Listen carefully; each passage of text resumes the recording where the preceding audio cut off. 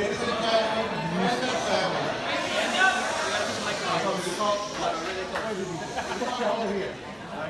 Anyway, can you hear me now? Yeah. All right, great. All right, for those of you who don't know me, I'm the proud father of the bride. And what a beautiful bride she is tonight. I have the pleasure of saying a few words tonight at this happy occasion. I'm only going to speak for a couple of minutes today because of my throat. Apparently, if I go on talking for too long, my wonderful wife is ready to cut it ear to ear.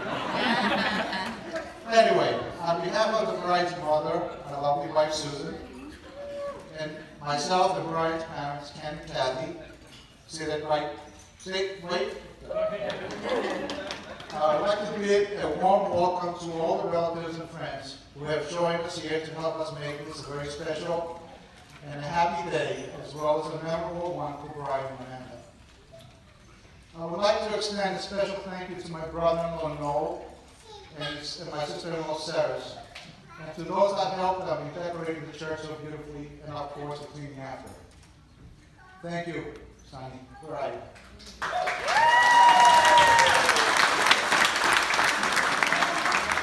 I would also like to thank all those that were instrumental in putting this big event together.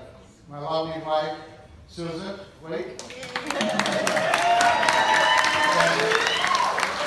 my youngest daughter, Ashley. Where is Ashley? Well, I hope that you all have a wonderful time, and I expect everyone to be out and dancing today. All right, a little something about Brian. For those of you who don't know Brian too well, let me tell you all that he's definitely a true gentleman.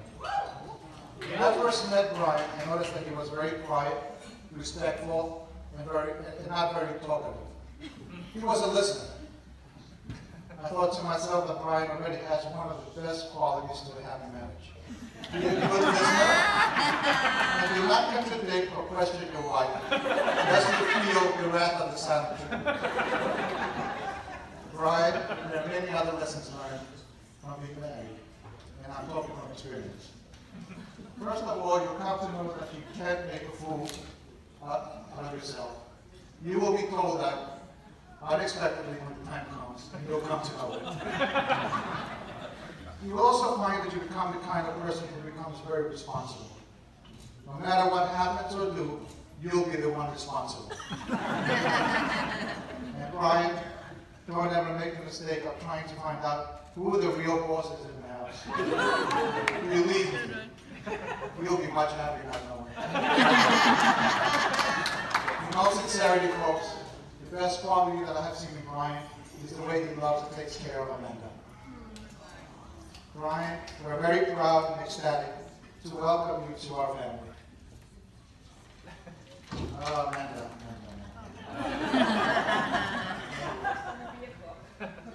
It's actually a book. No. The other night, as I was going through some old family photos, I realized that in fact I have my own personal video recorder, and it's right here. You see, when I look at Amanda today, I still see the tiny little baby lying in the playpen sleeping so peacefully. When I look at Amanda today, taking her first steps down the aisle with me today, I was reminded of another set of first steps. The very first steps she ever took in our living room, and I can see it as if it was yesterday. And I can see her first tears at 5 weeks, and her first smile at 5.5 weeks. When I look at Amanda today, dressed in her beautiful wedding gown, her costume for the wedding ceremony, well, I also see that little girl in other costumes. Costumes for Halloween, tap dance, jazz, and ballet recitals. When I look at Amanda today in the limo on our trip to the church, what I saw was that little girl in the backseat of our car. It reminded me of the road trips we took to Disney World, Sesame Place. That's the name of the car. What's that? When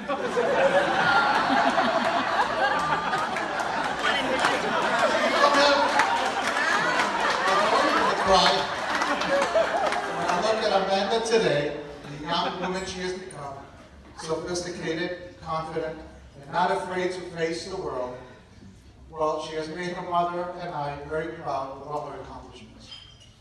Now, I would like to recite a poem. I'm not sure who the author is, but actually it's a song. But I'm going to spare you the agony of listening to my singing voice. I'm not just read it as a poem. Actually, more threats came my way from my beautiful wife if I tried to sing. Anyway, it sums up the feelings that my wife and I share. And it goes like this. Life grows short and a man grows old.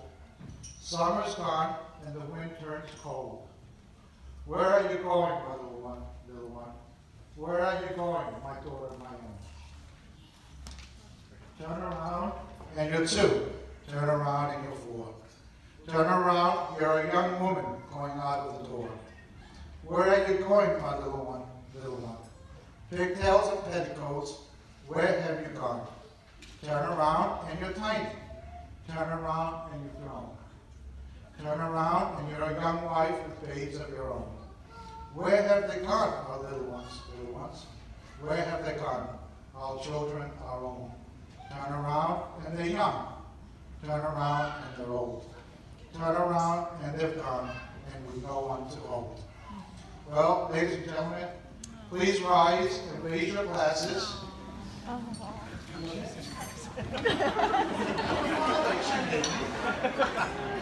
supposed to cry, not me. It is now my pleasure to propose a toast to the happy couple, Brian and Amanda. May they be blessed with happiness that grows, and with love so true that will last a lifetime on this journey they are taking, starting today.